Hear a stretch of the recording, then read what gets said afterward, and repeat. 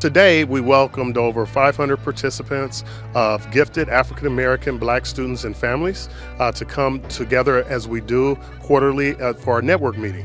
And today's theme was STEAM, full steam ahead, science, technology, engineering, arts, and mathematics. This is our third gifted network for African American students and families session of the year. This network provides an opportunity for students and parents to take advantage of enriching workshops, as well as learn about the different resources in the district to support our gifted students. So today you're going to see a lot of students engaged in a lot of interactive workshops from our ITI, our learning. What's important, it's a family event, it's a family affair. Both students and families get something out of it.